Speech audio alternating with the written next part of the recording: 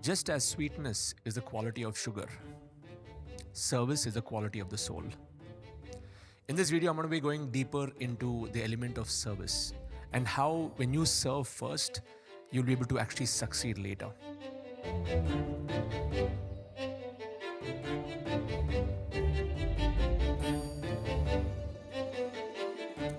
And I'm going to break down all the elements on where the element of service comes from, because our innate nature is to serve other human beings.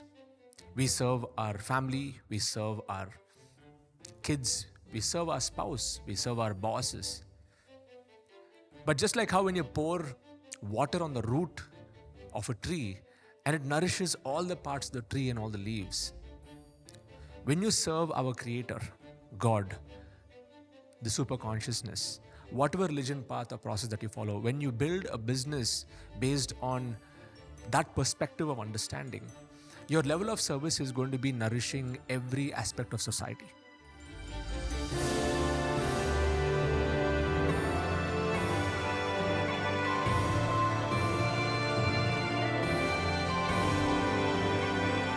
The core element of service is going to be the critical factor. It is not the strategies, it's not the tactics, it is not the tools, which most people talk about. Most marketers, they like to just emphasize more on those hacks and tricks and tactics in the game. Even if you go on Instagram and you just scroll there for a long time, you're going to get a whole bunch of stuff which are instant gratification kind of information, which does not really benefit or help the viewer, because the viewer has to understand that there's more to getting results and succeeding than just the hacks and tricks. What is the core of an entire business is service. If you look at anyone who has succeeded in this world, biggest businessmen, biggest businesses. So even if you go to ChatGPT and give a prompt, analyze the life of Steve Jobs, for example, and understand what level of service and contribution has he done to this world. And please decode the traits, the characteristics, and the elements of what has made Apple what it is today. You'll be amazed by the kind of insights that you'll get when it comes to what made him serve. And you'll understand that big companies are built not based on the tactics of the products or everything else. It is based on the intentions of the founder. It is based on the intentions of what level of service that they want to give to the world. It is based on core values, on core principles. I want to take you back in time. When I was 7, 8, 9 years old, I used to spend a lot of time with my grandfather. As I've mentioned about him before, he comes from a large family of 7 brothers, 3 sisters, and I grew up in a joint family till my 7th standard. And some of the principles that I got from my grandfather were these core elements of service. For example, he would say, never let schooling interfere with your education. So that was one of the core principles that I've shared before. Another thing that he would say is all for one, one for all. He would never want to burn bridges with anybody because he believed in deep relationships. Even if somebody did not treat him well, or even if some person did not do anything that is pleasing to him, he would not burn the bridges. He would let them be where they are, but he would quickly forgive them and move on and not carry any emotional grudge. Because he always believed that whatever happens, happens for a reason, and he was always in that mood of service. He got a lot of his family members, his brothers, sisters married, and he was a giver at heart, where his left hand would not know what the right hand was giving. Now, he never really told me many things. He gave me some principles, but by observing him and by learning more about him from my parents and my uncles, of how he would live his life, how he built a successful business, all of those elements went into my operating system, or what I call as samskaras. Now, the sanskar concept is an age-old traditional concept, where these are impressions that impact the way we operate and move forward in our life. So we have the Garbha Sanskar before the child is born. The parents, they go through it, and based on the consciousness of the parents, the child has those qualities. Then after the child is born, you have different sanskars, where, in the first few months, in the first 1 year, and it continues right through life.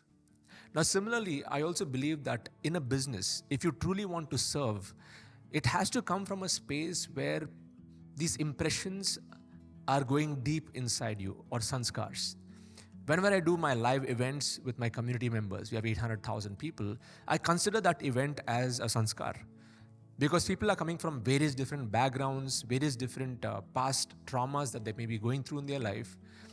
And they're going through various different situations where when they come to that room and when they experience the purity and the power of the association based on the intention that I normally set before an event, when they leave that event, they completely transform. Their mindset shifts, their vision shifts, they get more expanded in their thinking, and they start to operate on a different level altogether. People who have come into that event with a mindset of what can I get from this event, they leave that event with the mindset of how can I serve others?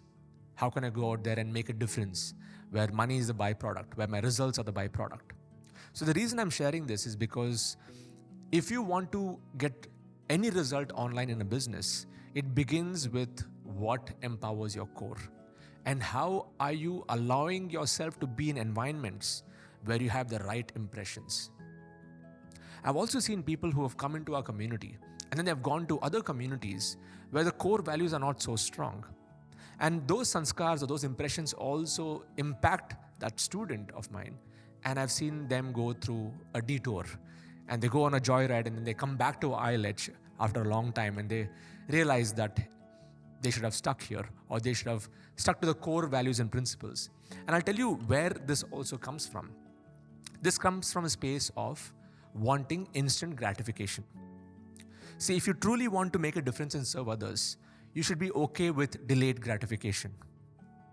There was a marshmallow test done by the Stanford University. It is a 25-year-old experiment that you can also look on YouTube on the TED Talks, where they got these kids who were 4 to 5 years old, and they got them in a room with a camera where the kids did not know, and they kept a marshmallow on the table, and they told the child that I'm going to keep this marshmallow over here, and if you're able to not eat this marshmallow for 10 minutes, I will give you another marshmallow.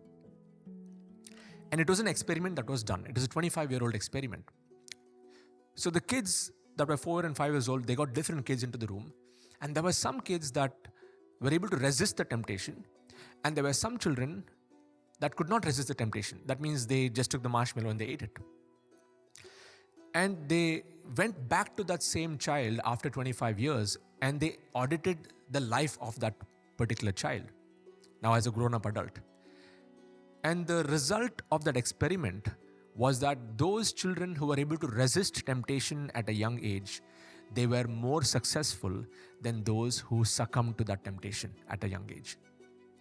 Those who ate the marshmallow when they were young, they ended up getting into habits because they could not control their senses, and they ruined their life in different ways, and they actually documented all of that after a 25-year experiment. Now, why am I sharing this is because this has a lot to do with service. If you want to truly serve a market, if you want to truly make a difference in other people's lives, you got to look at the long-term game, not the short-term game.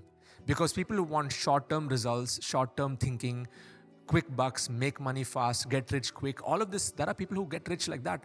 But when you observe their life in 3 to 4, 5 years, they would not be in that same position because the root from where they're operating is not bearing the fruit.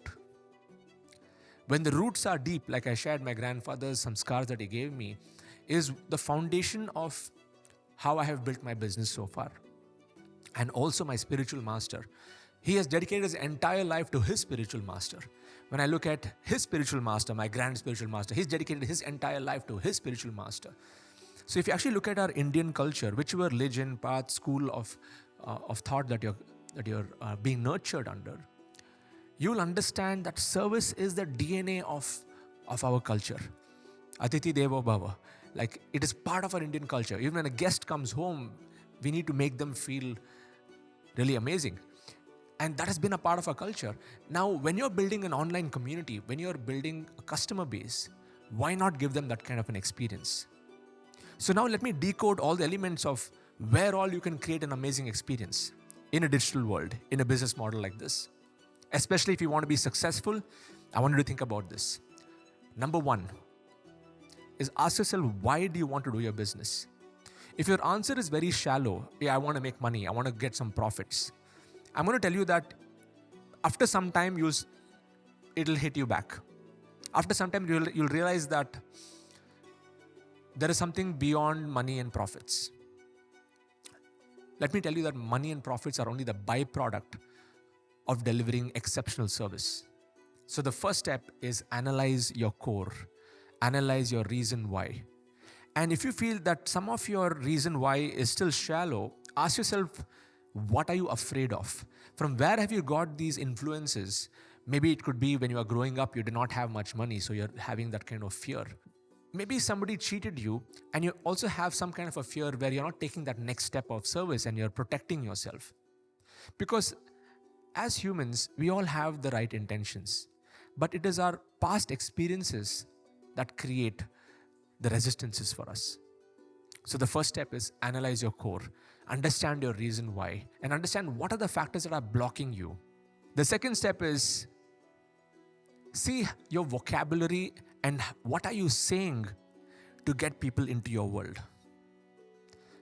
Right from an ad level, if you look at any of my ads on Facebook, on Instagram, there's always that core element of, hey, come to my webinar, I'm here to serve you, I'm here to support you. I'm going to teach you a lot of stuff, I'm going to give you a lot of tactics, but be there in my webinar because I want you to win. So when you're able to bring that vibe from your core into your marketing and your messaging, it will attract people who vibrate with your frequency. The third step is, let's say they come to your webinar. They come to the first touch point before becoming your customer. What kind of a customer experience are you going to give them? What I've seen today in the coaching world is many people, they are with a hunter mindset. They want to get the client right now. They use manipulative tactics, they use different words, they overpromise just to get the sale. And after somebody has bought the product, they experience something called buyer's remorse. That means they feel, oh, I think I did the wrong decision. And usually that happens because the marketing was more flashy than the product. Or in other words, the product was not able to substantiate the marketing. And that's where most people I'm seeing in the coaching industry today, and that's what I want to change. When people come into the Internet Lifestyle Hub community, I'm starting with their core. I'm helping them build depth in their product first. And of course, the technology, the marketing tools will come later. So the other touch point is, what is that experience the person is having just before they buy your product? In my case, it's a webinar. In your case, it could be a one-to-one call. And when you make them feel comfortable, when you give them clarity, and when you also unsell to them, telling them that, hey, please don't buy my product if you're not ready for this. Please don't waste your money if you're not willing to commit to this. And when you speak the truth, coming from a space of service, because I'm here to serve you, I don't want you to waste your money. I'm here to serve you. I don't want you to just waste your time in this. I'm here to serve you, and I don't want you to just start this journey and quit this journey after some time. When you give this kind of clarity, the quality of customer who will come into your world will be a committed customer. They'll be willing to do whatever it takes to move forward. And that's the quality of customer we need to aim to bring into our community. And then the next step, once they've entered your world, let's say you've opened the house and they've entered your home, Atiti Devo Bhava. How are you making them feel inside your home? In my case, the Internet Lifestyle Hub is a community of over 30,000 plus people. Now, the first thing is when people enter my world, I need to wow them with clarity.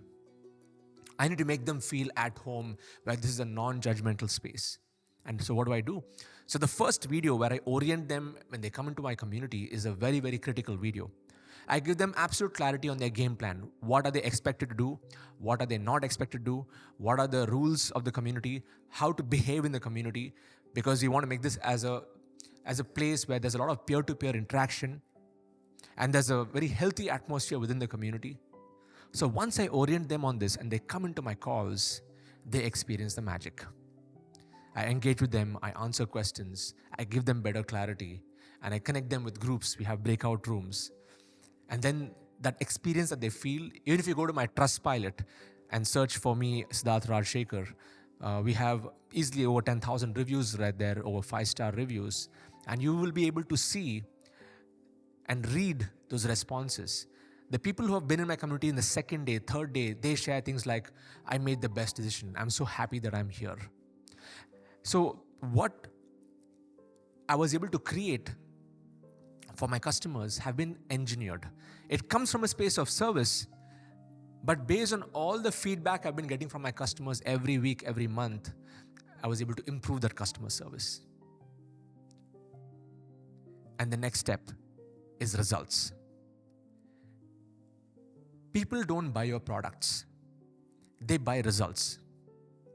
If you truly want to serve people at the highest level, help them get what they want.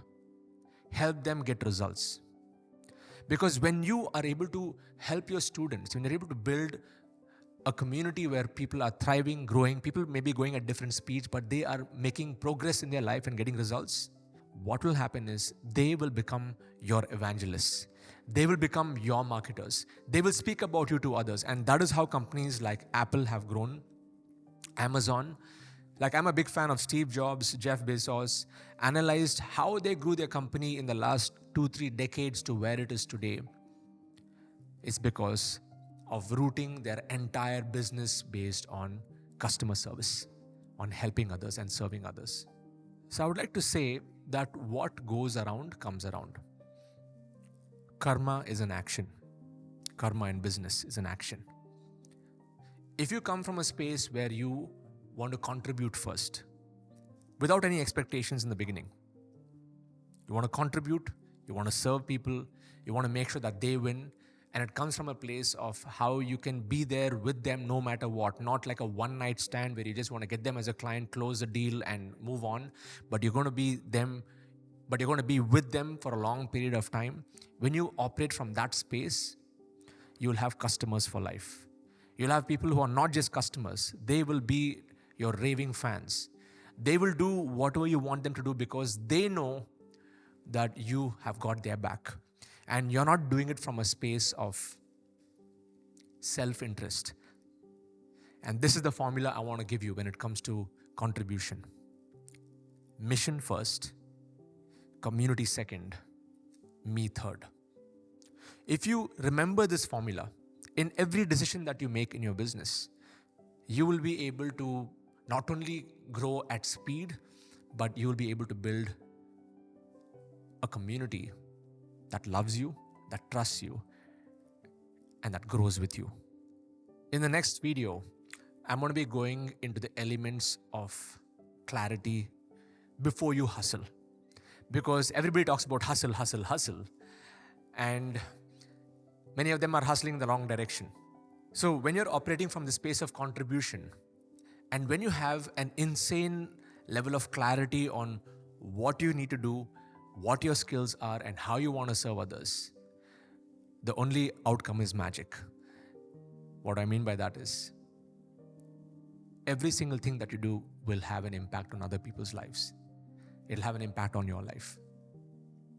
So when it comes to contribution, I just want to sum up by saying that you are a reflection of your customers.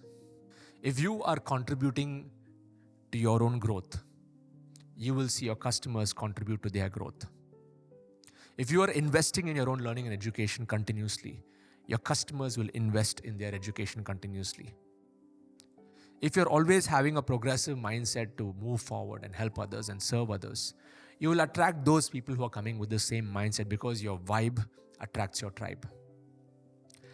And how you are being served by others, when you appreciate others, others will appreciate you.